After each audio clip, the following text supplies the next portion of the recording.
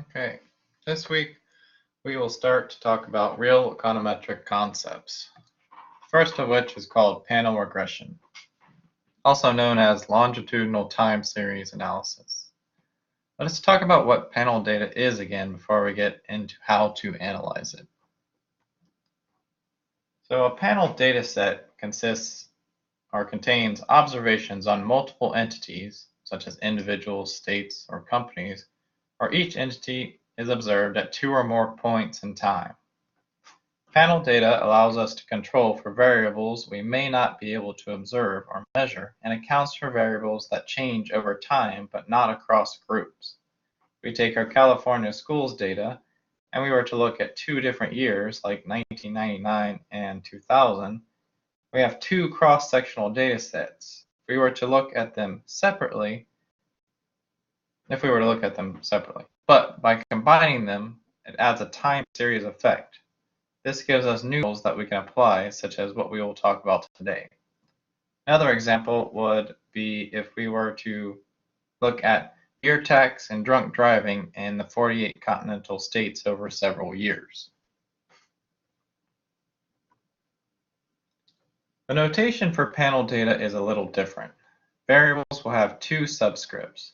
The first identifies the state and the second identifies the year. If we look at the data, then you can see that we have our first state and then each of the years. So the data we're going to be working with is we have our states and then we have our years. So in the first row of data, it would be X11. So the first one comes from, it's the first state we're looking at, and the second one is the first year we're looking at. So X11 would be state number 1 in the year of 1982. If we were to look at the second row, it would be X12. So that would be the first state we're talking about and the second year in the data. Here would be 1983.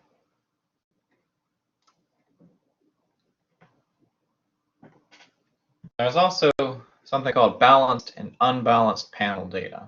Balanced panel data means there are no missing observations. However, if we have unbalanced panel data, then we may have data for years in most of the states, but might be missing a particular year from another state.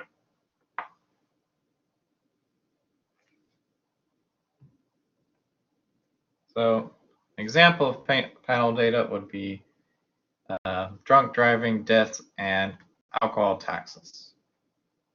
Panel data we can control for factors that vary across entities but do not vary over time, thus could cause omitted variable bias if they are omitted, are observed or unmeasured, and therefore cannot be included in the regression using multiple regression.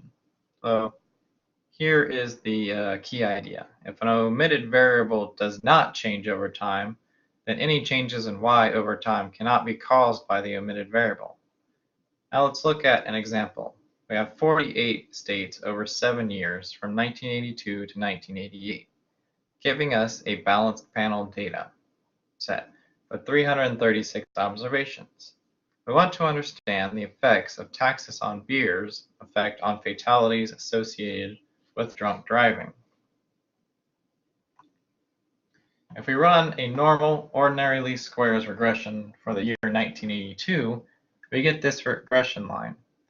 It looks as though if we raise the taxes on beer, then the number of fatality also goes up. This does not seem like the right relationship, or this is an unexpected consequence of raising the beer tax, which begs the question, why might there be higher or more traffic deaths in states that have higher alcohol taxes? Other factors that determine traffic fatality rate are quality of the automobiles in the state, quality of the roads in the state, or culture around drinking and driving, as well as how many cars are on the road.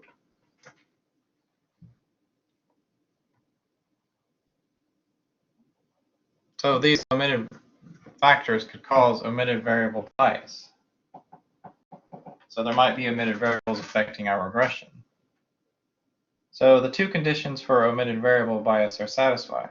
In example 1, traffic density, or the number of cars on the road, is Specifically, high taxes could reflect high traffic density, so the OLS coefficient would be biased positively. High taxes equals more deaths.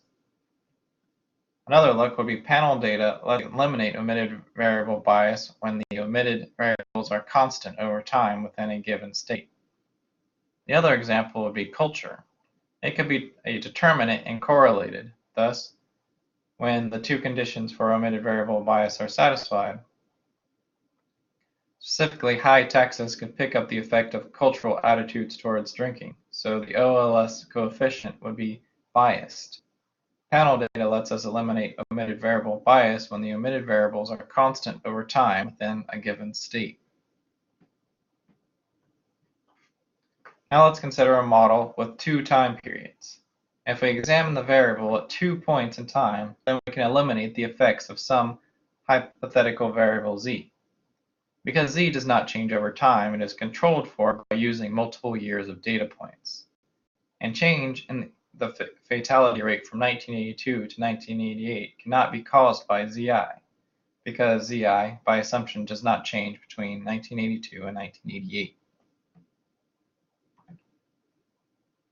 So let's consider, or come back to our example. If we look at the change from 1982 to 1988 by looking at first differences regression, we can see something very interesting.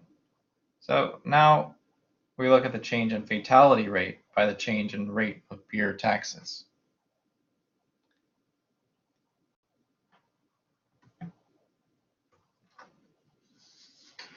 Notice how the regression line has changed into something more logical.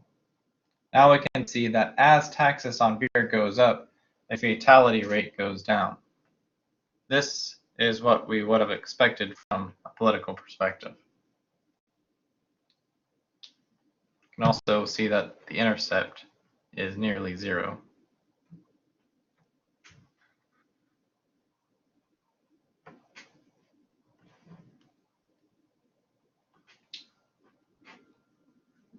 Well, what if we have more than two time periods? Then we can start looking at fixed effects models, which a panel regression is a part of. We can look at three different states, such as California, Texas, and Massachusetts. If we create regression for these three states, it should look something like this. We can now compare the three states based on the same underlying variables.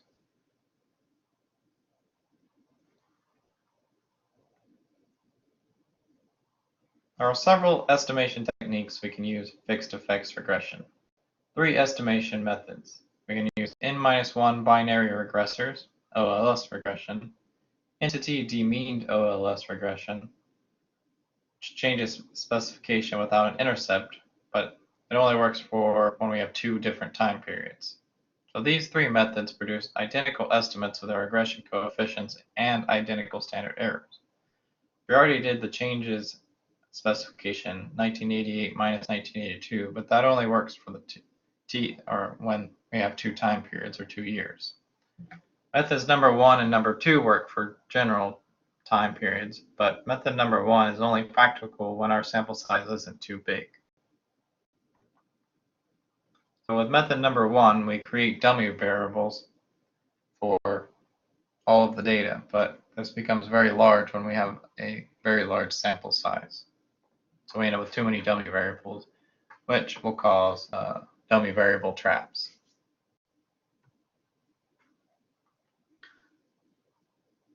Option number 2, we can demean or subtract the average from each of the values. As an example, we find the mean fatality rate for Alabama and subtract that from each of the years to mean center the data. This is like the changes approach, but instead YIT is deviated from the state average instead of YI1.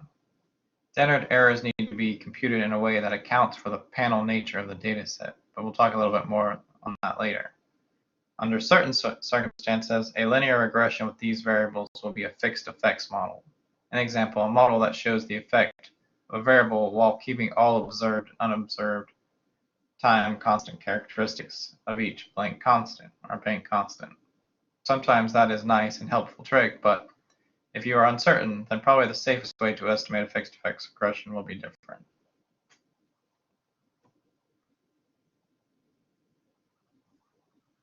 So let's look at a fixed effects model. We can start with fixing the time effect. Sometimes an omitted variable may vary over time, but not across states. Thus, we need to control for that change so it does not influence our intercepts and error terms. This model can be recast as having an intercept that varies from one year to next.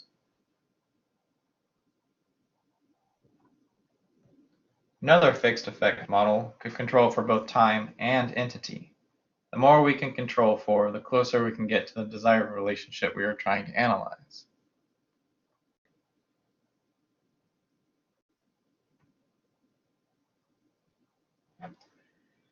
So before we get started, we need to go over the assumptions for regression before we actually model this out. Under a panel data version of the least squares assumption, the OLS fixed effects estimator of beta 1 is normally distributed. However, a new standard error formula needs to be introduced, the clustered standard error formula. This new formula is needed because observations for the same entity are not independent. It's the same entity, right? Even though observations across entities are independent if entities are drawn by simple random sampling. Here we consider the case of entity fixed effects. Time fixed effects can simply be included as additional binary regressors. The last two assumptions are the same for fixed effects and OLS regression. The first two are slightly different. The error term has a mean of 0 given the entity fixed effects and the entire history of a particular variable's entity. This is an extension of previous multiple regression. So assumption number 1, this means there are no omitted lagged effects. Any lagged effects of x must enter explicitly. Also, there is no feedback from our error to a future value of x. Whether a state has a particular high fatality rate this year doesn't subsequently affect whether it increases the beer tax. Sometimes this no feedback assumption is plausible, and sometimes it isn't.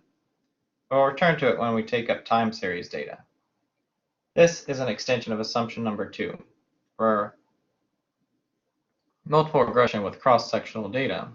This is satisfied if entities are randomly sampled from their population by simple random sampling.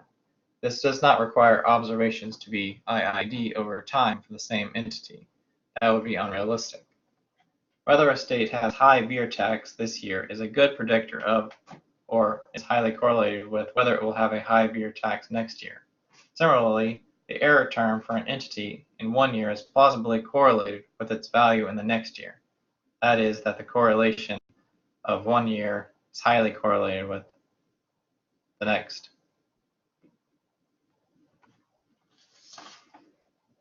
This can mean autocorrelation.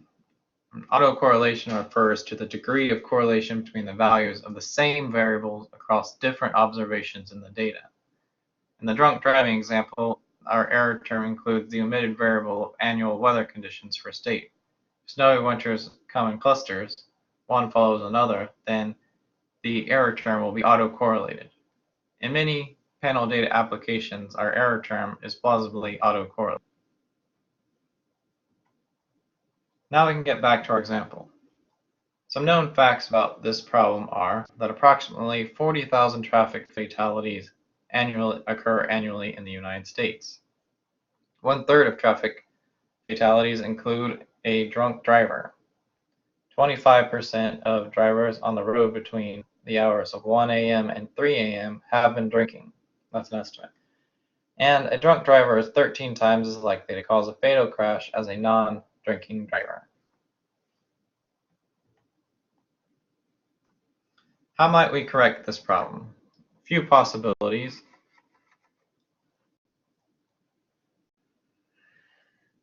Might be to increase the punishment for drunk driving, to increase the minimum age or drinking age, or to impose higher taxes on alcohol purchasing. We have several variables collected that might help us determine the effects of the aforementioned possibilities for decreasing fatalities, such as the taxes, the minimum drinking age, and the punishments for drunk driving.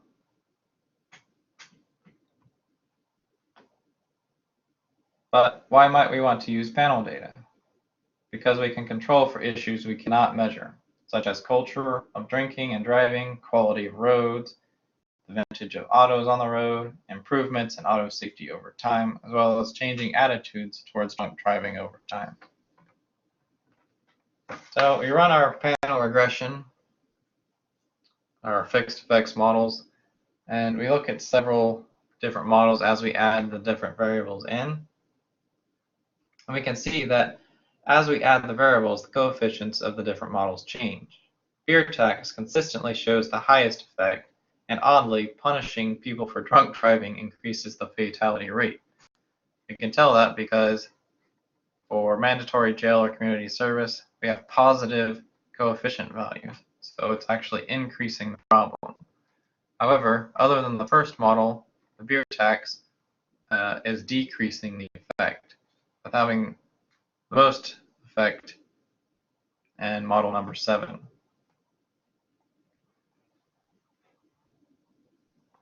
can also see that higher income seems to lead to more fatalities with drunk driving. If we look at the R-squared values for the different models, other than the first model that only has beer tax, they all have relatively high R-squared values around 0.9. This indicates a sign of the beer tax coefficient changes when fixed state effects are included. Time effects are statistically significant, but including them doesn't have a big impact on the estimated coefficients. The estimated effect of beer tax drops when other laws are included. The only policy variable that seems to have an impact is the tax on beer, not minimum drinking age and not mandatory sentencing. However, the beer tax is not significant even at the 10% level when we use clustered standard errors, which control for state economic conditions like unemployment rate and personal income. In particular, the minimum legal drinking age has a small coefficient, which is precisely estimated. Reducing this doesn't seem to have much effect on overall driving fatalities. To summarize, the advantages and limitations of fixed effects regression. Advantages are you can control for unobserved variables that vary across states but not over time, and/or vary over time but not across states. More observation gives you more information, and estimation involves relatively straightforward extensions of multiple regression.